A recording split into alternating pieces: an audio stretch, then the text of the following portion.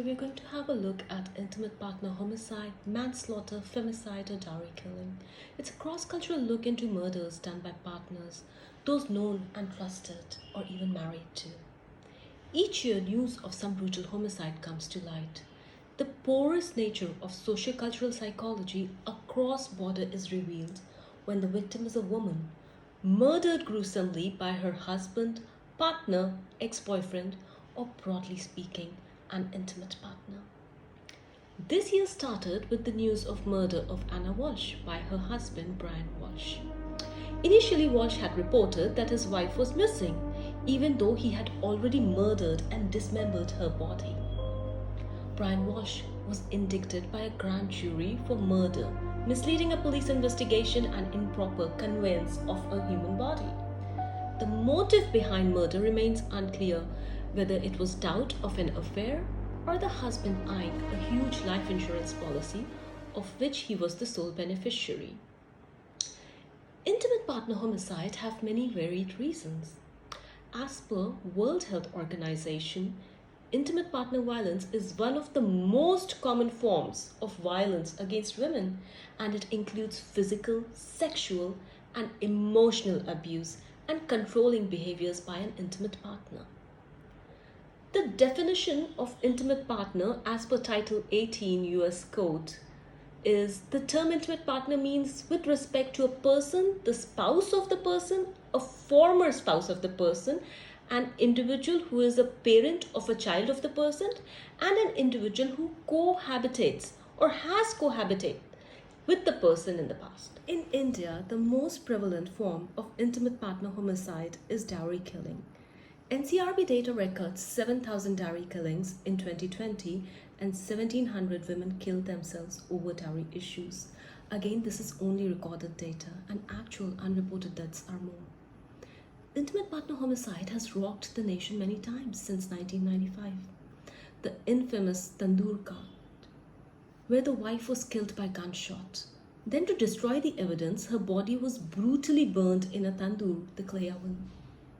Delhi High Court overturned a decision of the Sentence Review Board and ordered a premature release of the convict who was given a life term, but had spent over 25 years in incarceration.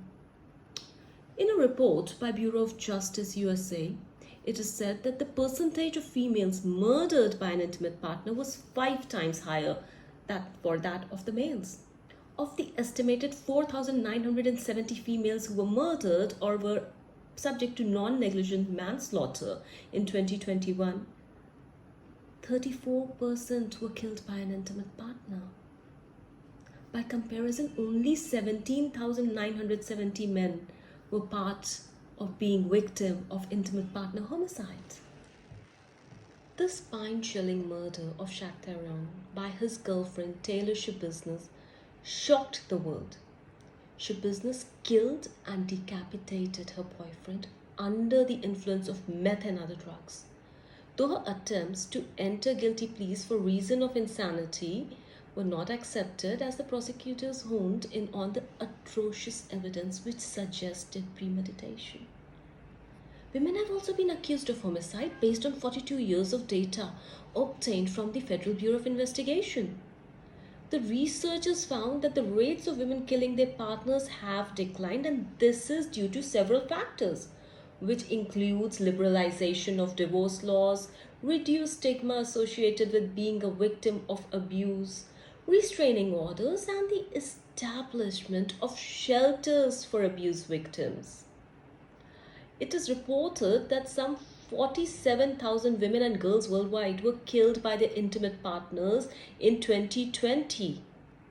That is one girl or woman being killed every 11 minutes, and this is a report by United Nations Office on Drugs and Crime. Violence Policy Center publishes its annual report, Why Men Murder Women, which is based on FBI data of female homicide by their intimate partner. It's submitted every year.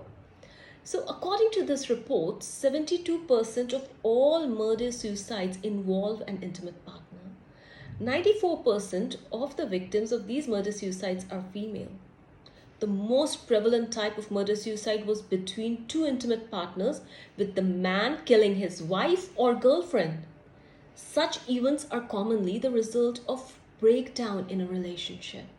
Last year in India, Shraddha Walker case came to light, where the couple was living together and the man killed her.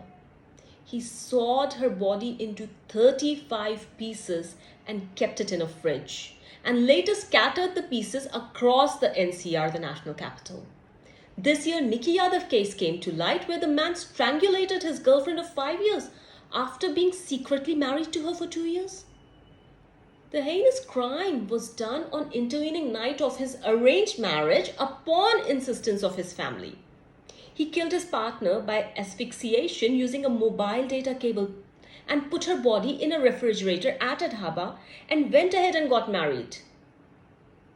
This crime of intimate partner homicide brings forth the terrible undercurrent that rocks the social stability in an intimate relationship of trust. According to Violence Policy Center data, compared to a man, a woman is far more likely to be killed by her spouse, an intimate acquaintance, or a family member than by a stranger.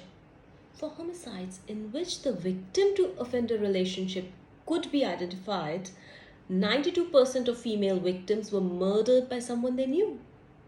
This was 11 times as many females who were murdered by a male they knew than were killed by a male stranger in single victim, single offender incidents in 2018. In 2018, in USA, there were 280 women who were shot and killed by their husbands or intimate acquaintances in single victim, single offender incidents during the course of an argument. Some of the chief reasons for an intimate partner homicide are abusive partners who try to control behavior, display verbal aggression.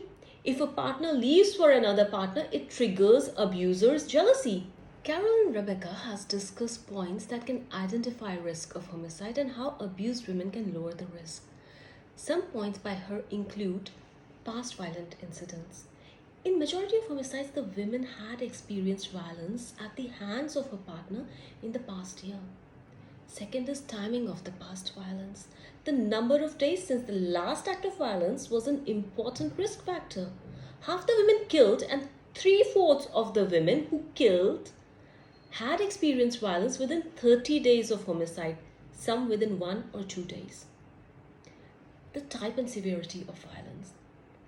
Almost half of the abused women in the study had experienced at least one severe or life-threatening incident in the last 1 year. It could be permanent injury, being severely beaten up, being choked or burnt, internal injury, head injury, broken bones, or a threat or attacked with a weapon.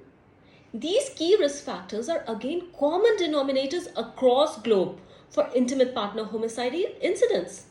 Even for dowry deaths, these factors are indicators of future risk of killing. Some suggested ways to curb intimate partner homicide include the need to strengthen women's civil rights related to divorce, property, child support, and custody. A coalition of government and civil society institutes to actively participate in citizen safety. Also providing shelters to abused in order to bring down the risk of homicide. See, early preparation in providing life skills and school-based programs will also provide mental, physical, financial fortitude to women. In the end, social and economic empowerment do help in getting out of abusive relationships and households, which in turn prevents intimate partner homicide by giving the female the power to leave, the power to stand, the power to survive, the power to win, and it gives a woman the right to live with dignity.